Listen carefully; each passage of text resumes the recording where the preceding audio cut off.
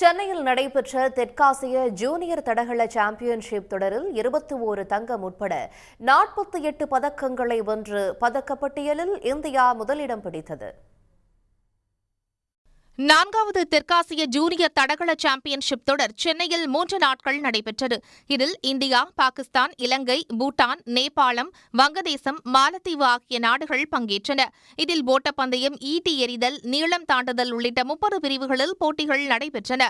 20 வயதுக்கு உட்பட்டோருக்கான இந்த தொடரில் 7 நாடுகளைச் சேர்ந்த 174 வீரர் வீராங்கனைகள் பங்கேற்றனர். இந்தியா சார்பில் 62 வீரர் வீராங்கனைகள் கலந்து கொண்ட நிலையில் 21 தங்கம், 22 வெள்ளி, 5 வெண்கலம் என மொத்தம் 48 பதக்கங்களை வென்றனர். தமிழ்நாடு சார்பில் 9 வீரர் வீராங்கனைகள் பங்கேற்ற நிலையில் 5 தங்கம் உட்பட 7 பதக்கங்களை வென்று அசத்தினர். இந்த காம்படிஷனில் நான் 4x400 மீட்டர் ரிலேல பார்ட்டிசிபேட் பண்ணேன்.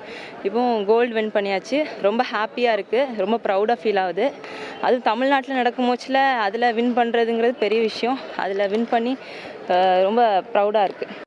இந்த தடகள தொடரில் பாகிஸ்தான் மற்றும் பூட்டான் ஆகிய 2 நாடுகளும் ஒரு பதக்கம் கூட வெல்லவில்லை என்பது குறிப்பிடத்தக்கது. உடனுக்குடன் செய்திகளை தெரிந்து கொள்ள சன் நியூஸ் பெல் ஐகானை கிளிக் பண்ணுங்க.